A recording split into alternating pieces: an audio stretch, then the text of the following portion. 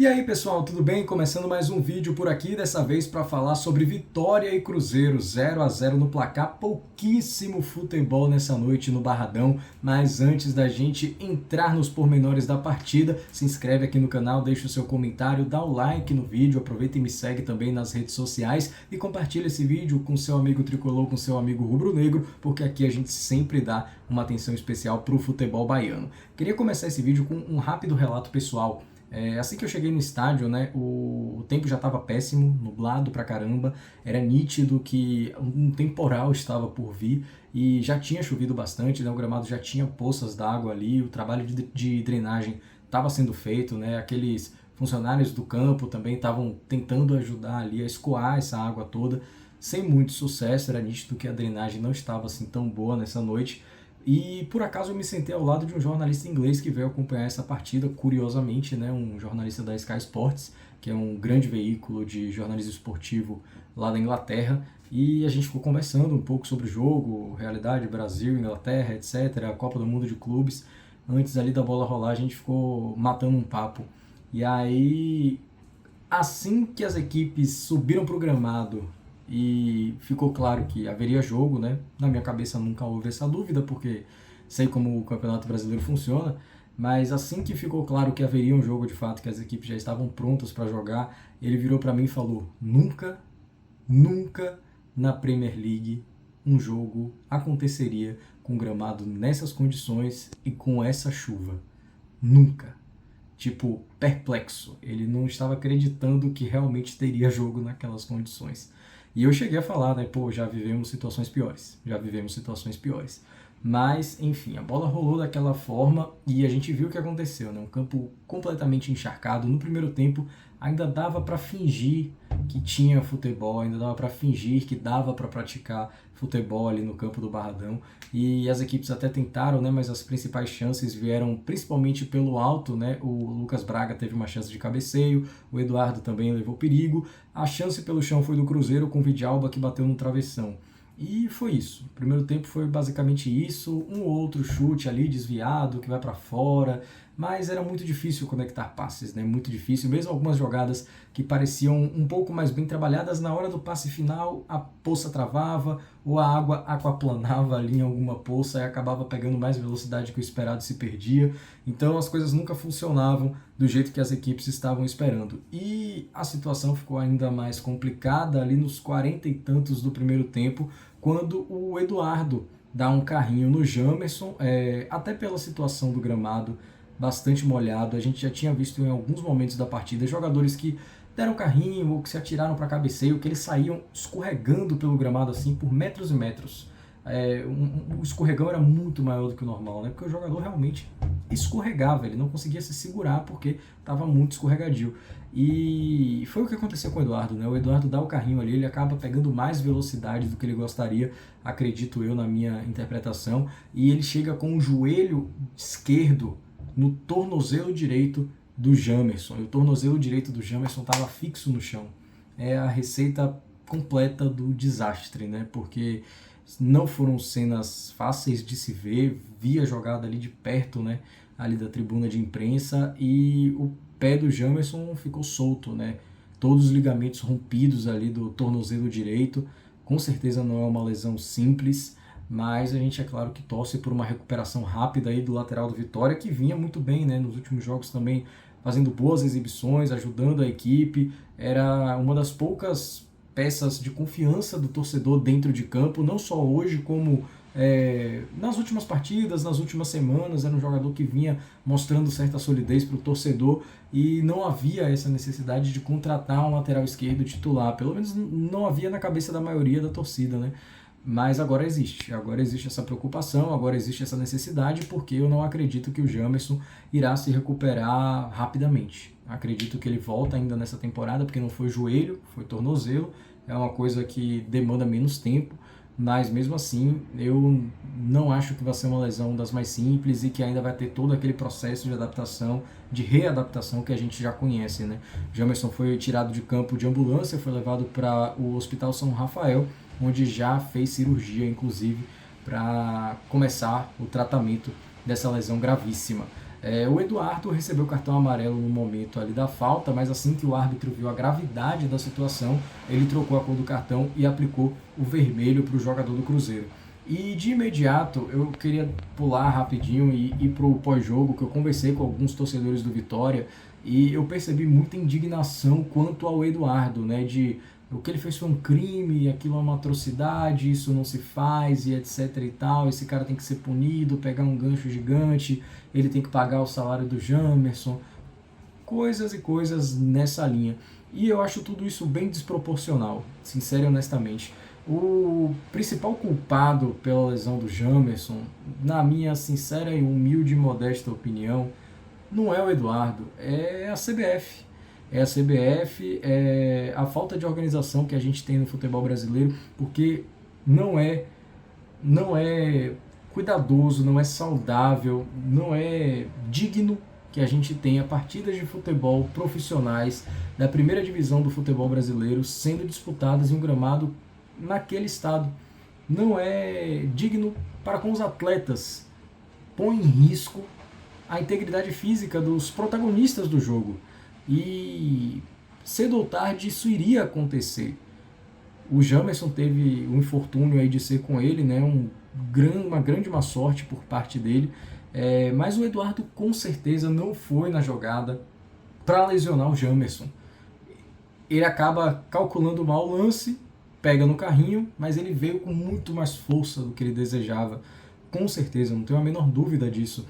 Depois do lance ele fica também muito atônito com tudo que acontece, ele fica assustado por ver que machucou tão seriamente assim um companheiro de profissão. Então eu tenho certeza que essa noite ele vai dormir com a cabeça explodindo de culpa, de preocupação, e ele não é o culpado, ele é mais uma vítima de um sistema que atola o calendário com muitos jogos, muitas vezes desnecessários, vide estaduais inchados que temos até hoje, e que não nos permite um único adiamento sequer. Não há espaço para adiamento de jogo no futebol brasileiro. Nenhuma circunstância é tratada com a neutralidade que lhe é devida em meio a esse calendário absurdo. Existem situações no futebol brasileiro que as pessoas simplesmente ignoram para não ter que adiar uma partida. E eu não preciso ir muito longe para dar exemplo. É só falar das enchentes no Rio Grande do Sul no ano passado. Só falar disso. O alvoroço que teve que ser feito pelos clubes para que fosse adiada uma rodada. Porque realmente era muito desigual, era muito injusto com as equipes do Rio Grande do Sul que o campeonato continuasse daquela forma. Em qualquer lugar decente, o calendário teria parado. Mas aqui no Brasil a gente não tem espaço para isso. Ainda mais em 2025, que o calendário tem previsão de rodar até 21 de dezembro. Você acha mesmo que uma chuvinha entre 30 mil aspas como essa do Barradão iria fazer um jogo parar, ser adiado, ser postergado aí para complicar mais o calendário? Sem chance. Sem chance. E mesmo pensando, mas agora tem um mês aí parado, podia botar para amanhã o jogo. Amanhã o elenco do Vitória já tinha férias programado. O elenco do Vitória saiu de campo direto para as férias. Dia 13, sexta, começa as férias do elenco do Vitória. Ia adiar para jogar esse jogo na sexta? Não ia. Então, tudo é uma complicação no calendário brasileiro. Tudo é uma complicação. Enfim, o ponto é, o Eduardo não merece ser execrado. Sincero e honestamente, acho muito desproporcional tudo que foi colocado contra ele. Eu também acredito que o Jamerson interprete da mesma forma que eu, que não foi da intenção do Eduardo, mas bola para frente, e o ponto principal disso tudo tem que ser a rápida recuperação do lateral esquerdo do Vitória, né, que ele realmente consiga deixar para trás tudo isso e voltar a desempenhar futebol no nível que ele vinha jogando, né, nas últimas semanas. No segundo tempo praticamente não tem o que falar, né, gente, porque não teve jogo, a chuva aumentou drasticamente, o campo ficou muito mais alagado, as equipes fizeram pouquíssimo, o Cruzeiro teve um homem a menos e até voltou melhor no segundo tempo, tentando arriscar de fora da área, uma chance ou outra, Bolazier tentou ali, o Vitória tentou também trabalhar jogadas por cima, Zé Marcos de cabeça, um Carlinhos tentou de bicicleta e mandou para fora, mas não teve jogo, a verdade é essa. E foi um daqueles 0x0 difíceis de assistir, aquele 0x0 doído, que dá sono. Até eu que estava ali presente, que estava sentindo ali a atmosfera do torcedor, que apoiou bastante, até metade ali do segundo tempo o torcedor estava junto. Mesmo assim, um jogo insosso, um jogo ruim. É até o que eu comentei no meu Instagram, @william.tales, se você quiser seguir e dar uma forcinha. A CBF, quando coloca jogos nessas condições, ela está dizendo que o calendário tem que seguir, custe o que custar. Às vezes o custo é a qualidade do espetáculo e sai barato para a CBF, porque a qualidade do espetáculo foi -20 nesse Vitória Cruzeiro, foi um jogo horrível. Tenho certeza que o jornalista inglês que eu citei no começo do vídeo se decepcionou bastante com o que ele assistiu. E quando custa só a qualidade do espetáculo, menos mal. Mas não foi o caso. Custou todos os ligamentos do tornozelo do Jamerson, o que é um completo absurdo. E aí a gente corta para o fim do jogo, falando com torcedores, né, pegando essa reação da torcida, e havia uma indignação gigantesca com o Thiago Carpini, porque o Vitória teve um homem a mais e não conseguiu o resultado. Tem duas óticas para a gente analisar isso. A primeira, pensando no jogo de hoje, é que essa reação, na minha cabeça, também é completamente desproporcional. Eu entendo totalmente a frustração do torcedor do Vitória, foram 6 mil guerreiros que foram pro Barradão, porque a gente está falando de Dias dos Namorados, com tempo ruim, um jogo horrível, e realmente, aguentar 90 minutos daquilo frustra qualquer um. Mas Thiago Carpini teve muito pouco para fazer. Muito pouco para fazer. Existia de fato o meio do campo, né, a faixa central, estava um pouco menos alagada, a bola corria melhor por ali, mas para você jogar a bola na área, normalmente você tem que explorar as laterais, e para explorar as laterais a bola simplesmente não andava. Então, mesmo que você jogasse bola na área, como muitos cobraram, né, que tinha que ter trabalhado mais isso, tentado mais isso, você ia ter que descer pelas laterais que estavam intransitáveis, não dava para passar uma bola ali, não dava para rolar uma bola ali. Então é um jogo muito difícil de colocar na conta de ninguém, de apontar dedo para ninguém, de parabenizar ninguém. É um jogo inexistente, não teve jogo, simples assim. E eu não consigo entender tanta crítica a Carpini pelo Vitória ter um homem a mais e não conseguir o resultado dessa vez, porque a gente ter um homem a mais hoje no futebol é uma vantagem óbvia, uma vantagem importante, mas é perfeitamente possível montar uma defesa coesa tendo um homem a menos. Você tira um jogador de frente, você fecha duas linhas de 4 atrás. Você tem uma linha de defesa bem feita, são duas linhas bem colocadas ali para fazer uma marcação. Não existem grandes espaços criados a partir do momento que você bota um 4-4-1. Simples assim.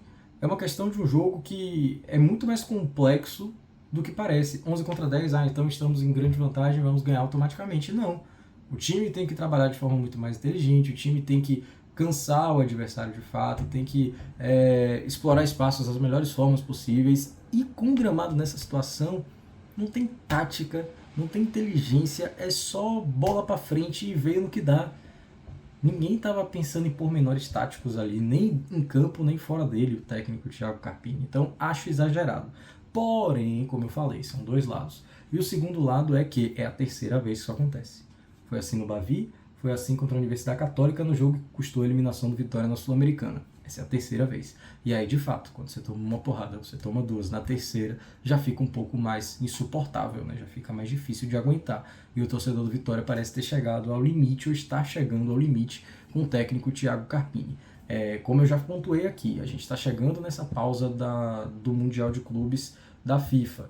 E muitos clubes vão repensar a comissão técnica nesse momento. Eu, pelo menos, acredito nisso. Alguns já o fizeram, como o Sport com Antônio Oliveira.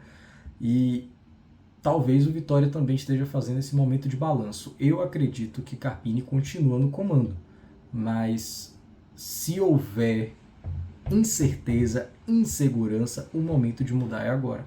O momento de mudar é antes da intertemporada começar. Vai ser curta, vai, mas é melhor você pegar o time com 10 dias para trabalhar do que você pegar o time com jogo depois de amanhã importante de Campeonato Brasileiro. Então a diretoria do Vitória precisa decidir rápido e decidir com convicção se é com o Thiago Carpini que querem seguir ao longo do campeonato em busca dessa permanência na Série A. Porque o torcedor, boa parte da torcida parece ter largado a mão de Thiago Carpini. E eu entendo eles também. Não corroboro, não estou do mesmo lado de quem pede a cabeça de Carpini nesse momento, mas entendo a chateação porque realmente o futebol apresentado foi pífio e dentro de campo havia uma vantagem numérica que poderia ter sido pelo menos melhor explorada. O Vitória em nenhum momento parecia ter um homem a mais e isso é verdade e isso é frustrante. Mas é isso, meus amigos. Já falei bastante sobre esse jogo. No fim das contas, quem ganhou foi a chuva, quem perdeu foi o futebol brasileiro, porque jogar nessas condições é uma vitória da CBF. E normalmente as vitórias da CBF são derrotas para o futebol brasileiro. Mas é isso, meus amigos. Um grande abraço a você que acompanhou até agora, mas não sai daqui sem deixar sua curtida, o seu comentário, se inscrever no canal, compartilhar com seu amigo tricolor, com seu amigo rubro-negro e me seguir nas redes sociais, que dá uma força danada pro meu trabalho, tá bom? Um abraço, tchau, tchau.